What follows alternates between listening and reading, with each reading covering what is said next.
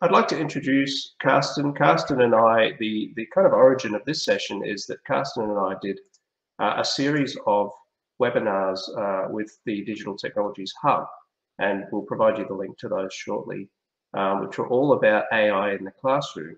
And Karsten and Martin from the Hub, they focus a lot on the primary, and then Karsten and I work together a lot on the secondary ones.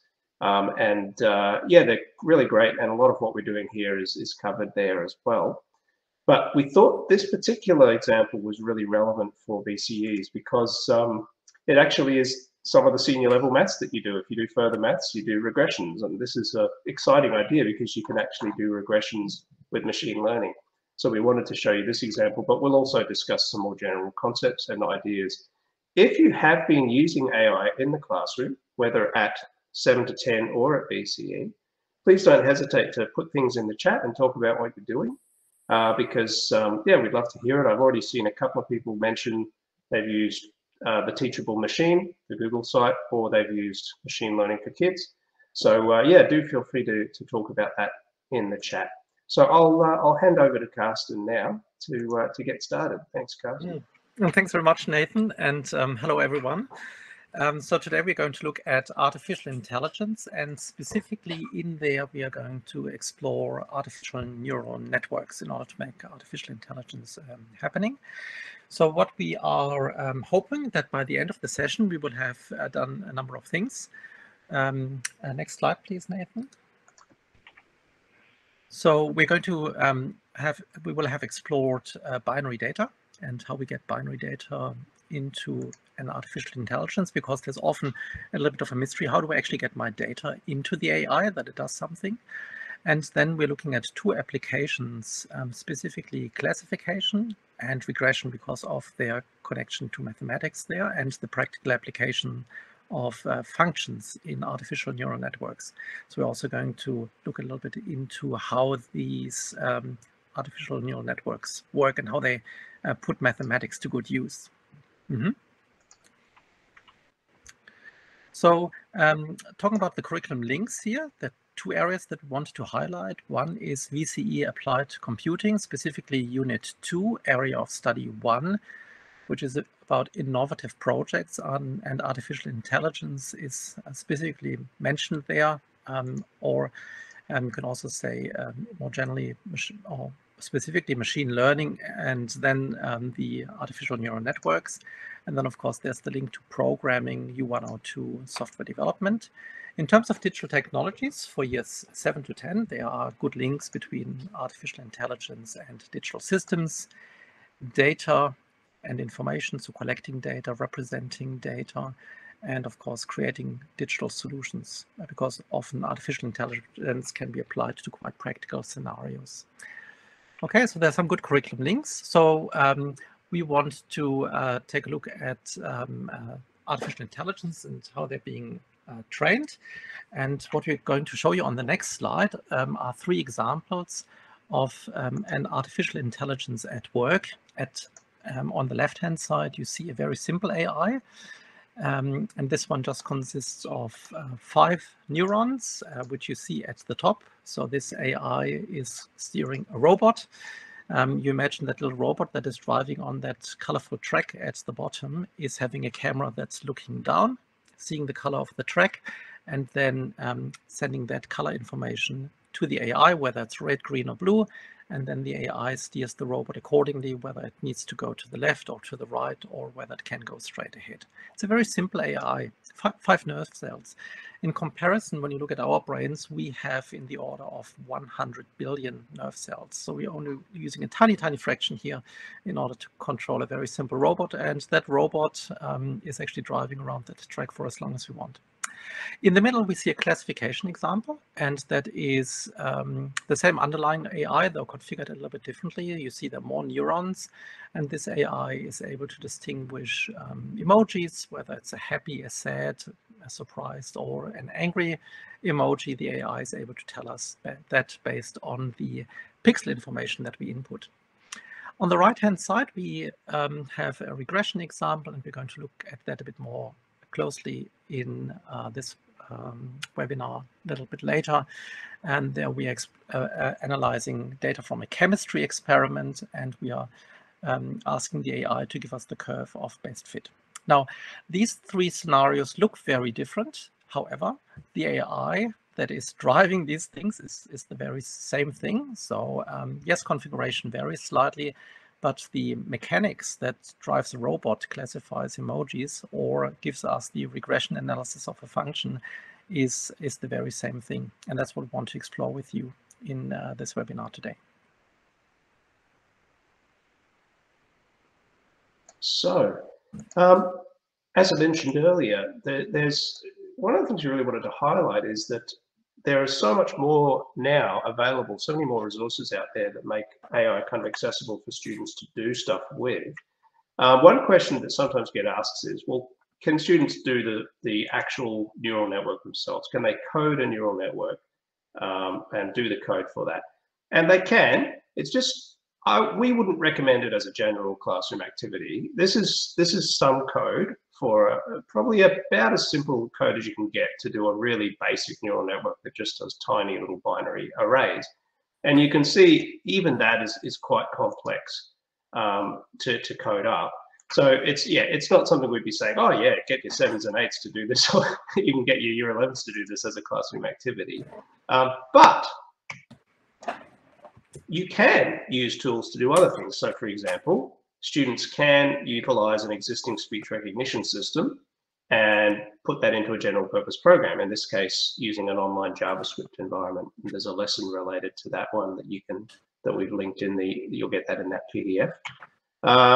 They can also write code to use, for example, sentiment analysis, which is another branch of AI, natural language processing. And this is a couple of lessons with Python, where students can actually sort of analyze a book and try to discover the villain or the hero of the book using sentiment analysis. And students can use, someone mentioned earlier, the Google Teachable Machine. It's a really simple website. It's really intuitive.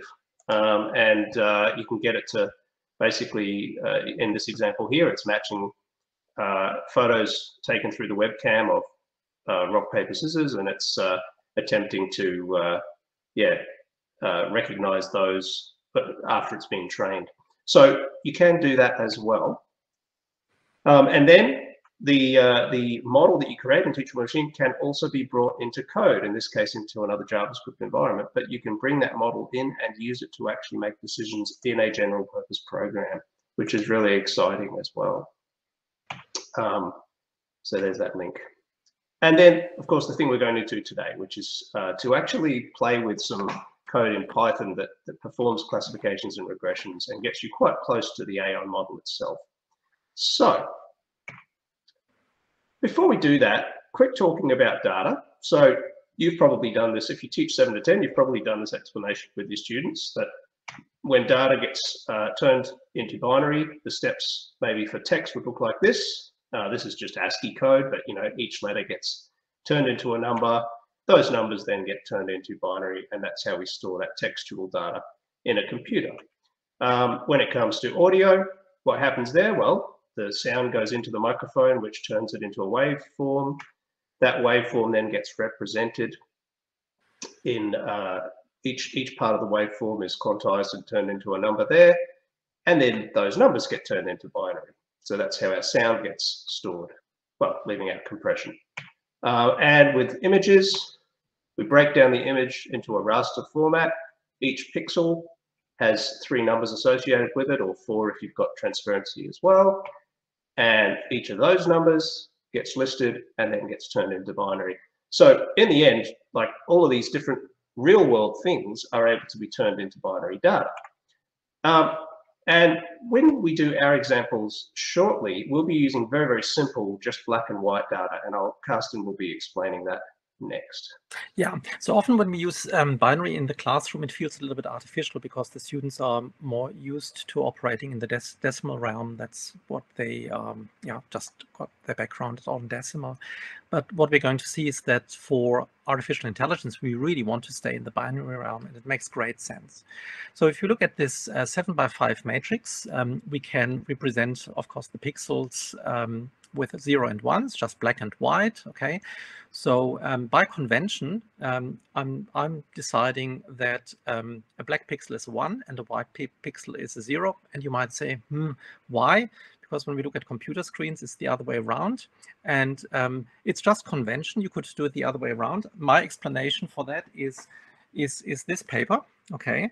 So Nathan said earlier, yes, students, if they want, they can build their own AI. This is a paper my computer science teacher gave me 30 years ago as I was just leaving school. He said, Karsten, there's this new thing about artificial intelligence. Why don't you have a go? And that set me on the track for AI. And in there, the author uses an approach like a 7x5 matrix, and he uses black and white pixels, and he decided that black is 1. So I followed that convention. That's the reason why we've got it 30 years later. Same reason why the track width of trains is based on something that the Romans did over 2,000 years ago. All right, just convention. We could do it the other way around. But here's the binary representation of this 7x5 emoji, and you see how the white pixels are being represented by 0s and the black ones by 1s. Okay, and if we look at that again from another perspective and see, well, how would that then connect to the artificial intelligence? Then you see what we're doing is we're mapping that matrix simply into groups of 5 bits. Okay, we chain them up, and then we've got 35 bits, and these simply map to an input of the artificial intelligence. So you can imagine now, I mean, this is just an educational AI, but if you had a commercial AI to analyze pictures at higher resolution, and these pictures have millions of pixels, that would mean our AI would require millions of inputs. And if we want to use color images instead of black and white, then of course every pixel again would be represented by 3 numbers by their corresponding red, green, and blue value.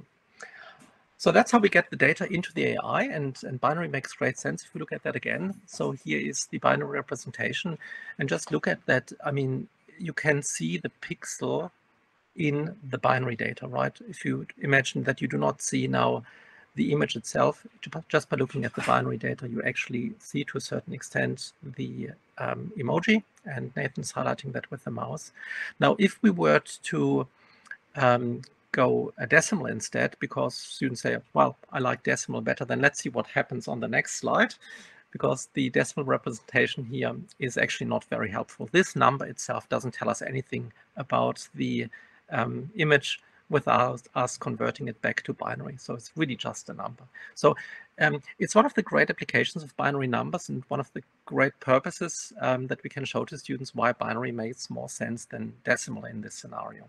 All right, now with this approach, we can represent any kind of image, whether it's now a happy, a sad, a surprised, or an angry emoji, or letters or numbers. It's all the same thing from the perspective of the AI. It's really just binary numbers going into it. All right. Good. So with this approach, I wanted to show you an example of a classifier, because we're going to explore this shortly in code. So I just want to show you this one, how this one is looking from the perspective of the AI. Just a moment. I'm just getting my screen here organized.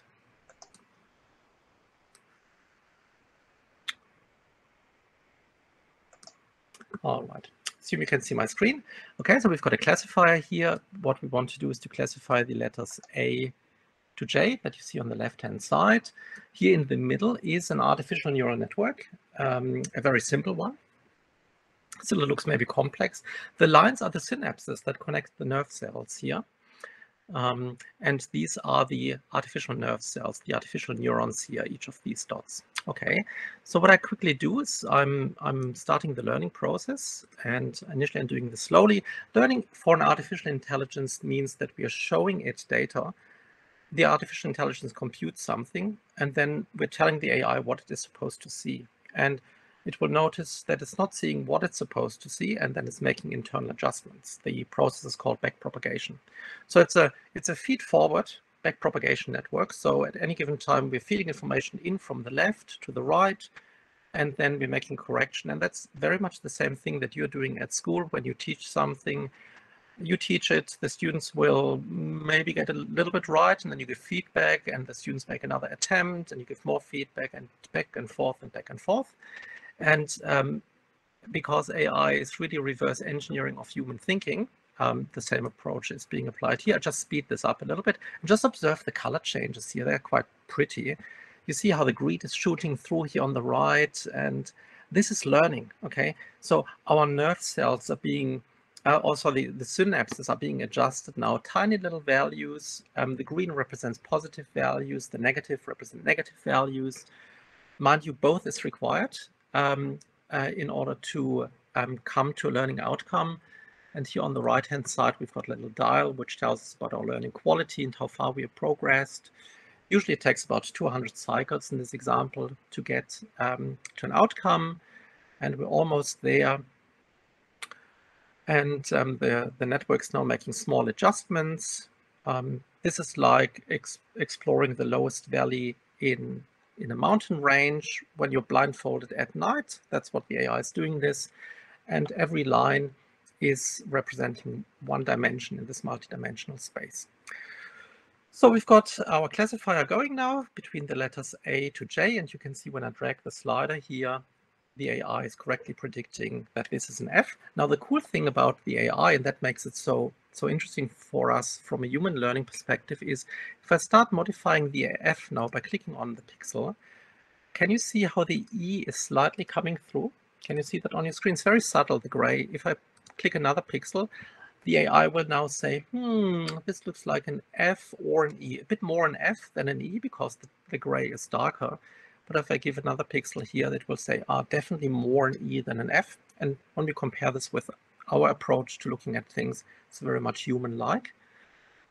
Because this pixel here, or this image, has never been seen by the AI, and still it believes, well, it's pretty good here, that's most likely a G. Okay, and that is the strength of artificial intelligence. It can work with partial information and find similarities to things that it already knows. Now imagine programming this with if and else statements and how many permutations you would need in order to capture every potential pixel combination. So that's the strength of artificial intelligence. And I'm stopping sharing now. Resume my presentation. Yes. So that was a sort of visual demonstration, and we've linked to Karsten's website already, but there's a whole lot of different demonstrations there.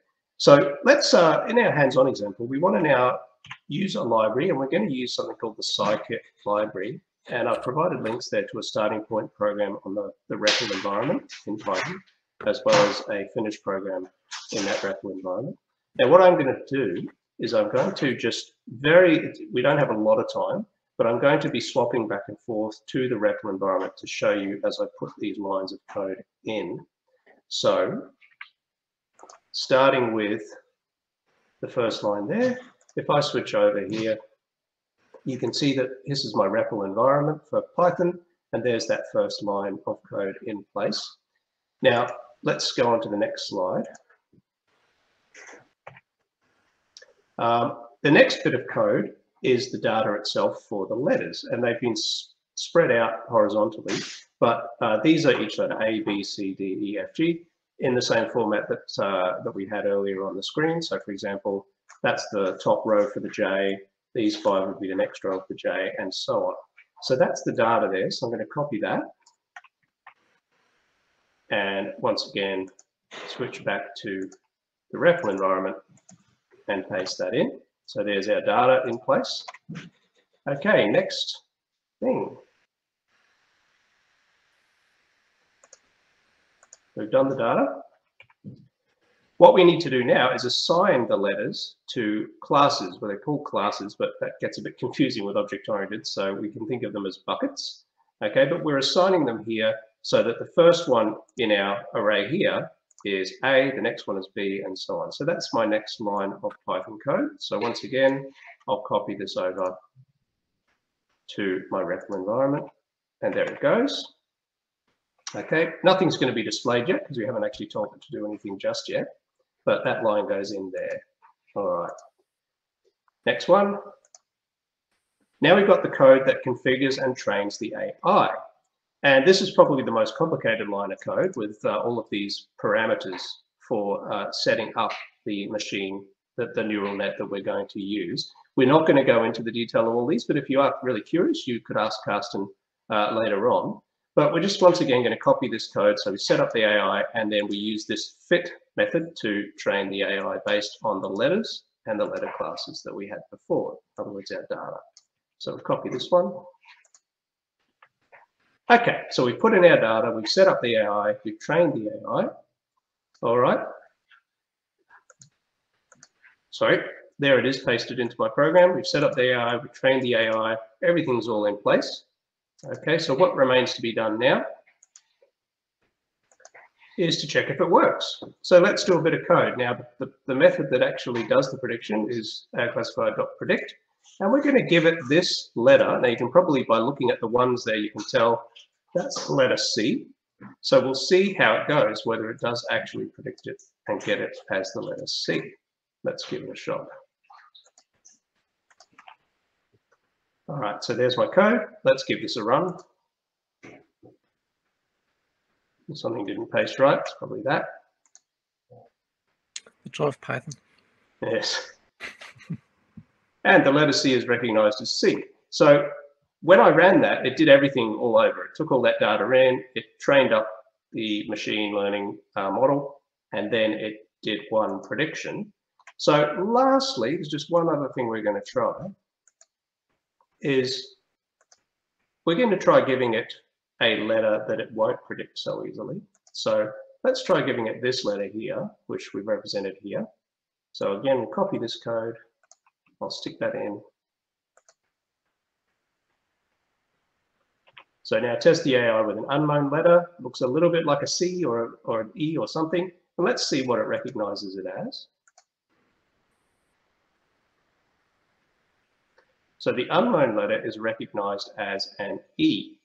Now, it would be interesting to know how confident is it about that, right? Can we find out how confident is it that it's actually an E? So there is one last bit of code that we can put in, which will give us the confidence level. So if we take this bit of code, once again, it's just a method that we run, AI+predict probability, and that will give us some confidence. So let's go back and put that line in. And when we run that, got the C, we got the E, and it's actually fairly confident that it's an E. It's a 97% confidence level. So this is a classifier, choosing what bucket something belongs in. And as I said, not too much time, but we just wanted to take you through this example just to sort of show you that you can use pretty simple Python code to get that going. Now, the other example that we're going to show you is the regression one. And Karsten's going to show you that one, but we won't be doing the complete hands-on thing this time. We'll just show you the code in the slides and you can give it a go yourself. Thanks, Karsten. Okay, I'm just taking over the screen again here, show you a regression example.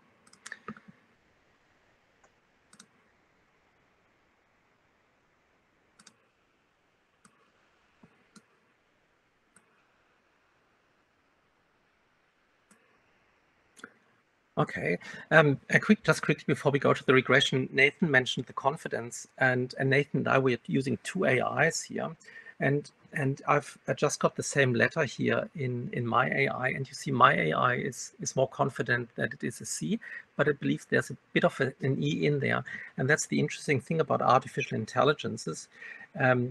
All of them, when they start learning, they start with random values. So the outcomes are always a little bit different. Like every AI, when it is trained, has got a unique fingerprint, and the confidence value is very important. Imagine, for example, a self-driving car. You want to be confident that you have, or that the AI has detected a pedestrian. And setting these confidence values is then actually quite an art for the programmer who is then going to use them later in their program. But on to regression. So regression is another wonderful field of artificial intelligence. And with regression, we are also working with numbers, of course. They're between 0 and 1. But as I like to say, in regression, we're operating the AI in analog mode. So we're not just exclusively limited to zeros and ones, but also to any value in between. What I have here is a little science experiment that was done by year 11 students, and they conducted a chemical experiment. They measured the reaction rate of something in relation to the temperature. And you see the blue dots here, that is their data. On the x-axis, we've got the temperature, and on the y-axis, we've got the time. And as you can see, the hotter the solution was, the shorter the time. The question now, and that's very typical for a science experiment, is what is the curve of best fit? So we've taken that data from the students and given it to an AI. It's again a very simple one. You see this is 10 nerve cells, 11, 12. That's 12 nerve cells, less than a fruit fly. And we can scroll through the data here, look at that. And in order to find the curve of best fit, we can start the learning process and just observe the curve. What you're going to see is not a fancy animation. It's actually we're looking inside the AI and observing it as it learns. Ready?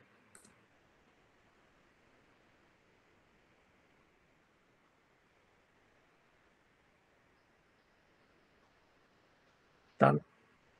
It's actually quite pretty, isn't it? So the AI is approximating that curve, and I mean, when we look at it, most of us would probably say, yeah, that's a pretty good fit, just intuitively, and no surprise, because we are working the same way that the AI is, or vice versa.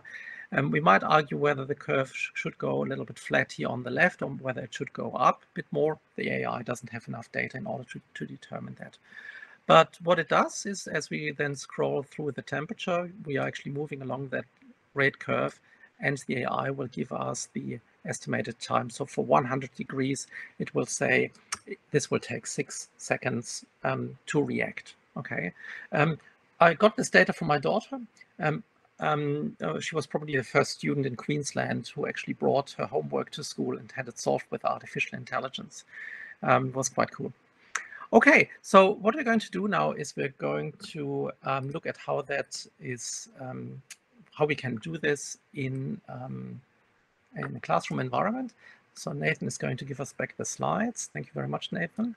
Okay, so regression is we are going to look at extrapolation and interpolation. And I'm not going to do this live now because of time, but I'm going to walk you through the steps. Okay, let's look at the first steps, what we do. Okay, that's done, that's that. And so we're using the same environment. We're using Scikit AI, which is the AI library. And we're also going to use the plotting library, matplotlib, just in order to create some charts, and NumPy to deal with some arrays. The next step then is we're getting the input data. So you see here the temperature data at the top and the time data. Like previously, that's our input, and we're plotting it here to show that's the same as from the previous experiment.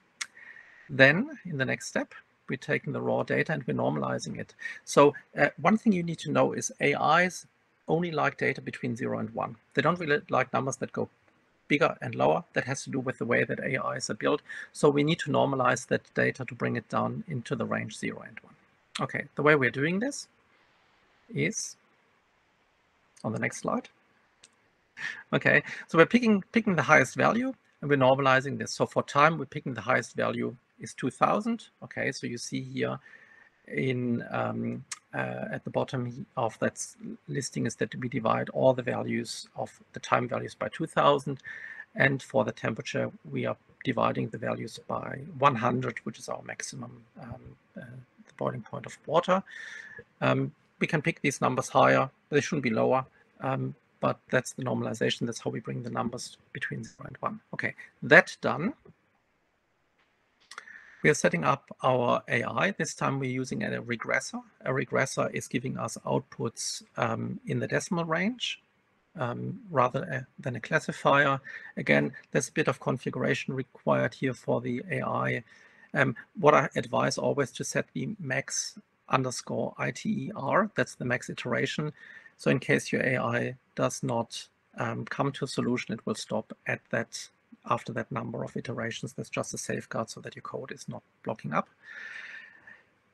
We're setting this up and then we're training the AI again with the fit function. That starts the training process. As you saw previously when I clicked the start learning button, that's the same thing here. We're kicking the AI off and say, look, go with the data that we've given you, the normalized data, and try to find a solution. And the AI does that.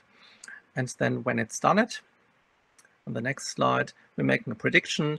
So we're picking some data And, we're putting it for 35 degrees. Remember that we've normalized the data by 100, so we need to divide 35 by 100, which brings us to 0.35. And then what the AI gives us back, it needs to be denormalized, which means we need to multiply this by 2000 because we're after the time here and we had normalized the time by 2000. So otherwise we're getting very little numbers. And when we do that, then we're getting an output. So the AI will tell us that for 35 degrees, we are expecting that this will take 799. It's actually not milliseconds, apologies, it's seconds. It's a bit higher than that. Small mistake on the slide here. But so you see how you can put data into the AI and then it will give you an output. And what we've also done here is we've plotting that whole data, so we can actually query the AI with a little function, and we're putting data into the AI and like the temperature data, and then we're querying the corresponding time data from it. So that's what we have done here with the plot library, and that's shown here. And when we see that on the next slide, we then get the outcome. Okay, so the AI is approximating those numbers quite well. I'm not too happy with the way on the right-hand side, so that should actually not go up here, the chart. But again, we have only provided very little data to our artificial intelligence. What it does not do, however, is it does not give us the function. So that's when the students are still left. So it's not doing everything for them. Maybe a more advanced AI would do that, but this one here just plots the graph and it does not give us the function equation. Okay, but students can then take that as a starting point in order to determine the equation. Good. So that brings us almost to the end, but we want to leave you with a few more things. So how can that be applied? So look at this scenario here. Nathan, if you could play the video. This is the application of regression to solar PV data analysis. So we've got some solar PV data across the year, and you see there's some gaps in the data because the solar PV system was offline at that time. But we are now interested in calculating the curve of best fit for that data in order to make a prediction of how much the solar PV system would have generated if it had been online. Again, this was not a fancy animation, that was an insight into how the AI actually works. And this is some actual data that we got from a school through NTRAC, who provided that to us for the analysis. So these are some quite practical applications of performing regression with some very dirty data, actually, when you look at that. It's not as clean as the chemistry experiment in order to come up with a curve. All right, so that was a practical application. Now, it is possible, if we look at the next slide, it is possible to understand how an AI works. I mean, it looks complicated, but here we have got an Excel version of the AI that's already trained, and students can go into it and play with that and see how the AI calculates the output.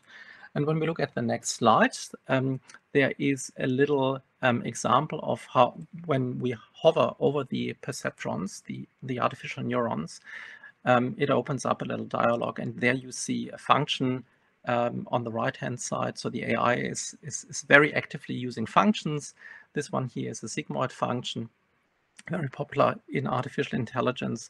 And as you know, notice that function spits out results between 0 and 1, and that is the main reason why our AI likes to work with numbers between 0 and 1. Otherwise, we get into a saturation effect here. So AIs are a very practical application of mathematics, and here we see how the weights are being multiplied, leading to a product. The products are being summed up, and then every neuron pushes its own sum then through a perceptron. This one is an experiment where students can actually play the role of the artificial intelligence, one of the neurons, in order to perform the calculations themselves to get a bit of a better understanding of how the AI works.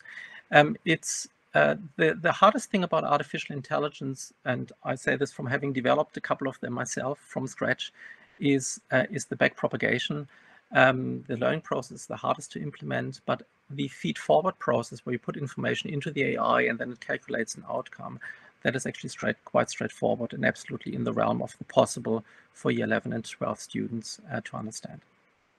Good. Now, this may have all been a bit much, and maybe you've been drinking from the fire hose in this presentation, and apologies if that has been the case. There is a virtual version of this webinar in the DTI classroom, and here's the link. You can go there. It's a free webinar, our free online course that contains the topics from this webinar, binary representation, classification, and regression, and a few other things, together with resources and step-by-step instructions. So if you want to follow up and do some of these things yourself, you can click on that link, and that will take you to this free online course, and you can perform any of these activities from today's course, in addition, of course, to the recording and the slides that Nathan is going to make available. Good. Also wanted to let you know that there is the webinar series by the DT Hub that Nathan and Martin Richards and myself have done just recently, which contains quite a range of workshops, 5 of them in total for secondary alone. And again, there are many links to resources and further concepts in those webinars. And in addition, you also find on the DT Hub a great number of lesson plans that have been created over the course of the past 2 years. Nathan and I, we were part of that, and it was a wonderful journey. So we also hope that you will find interesting lesson ideas that you could use in the classroom there.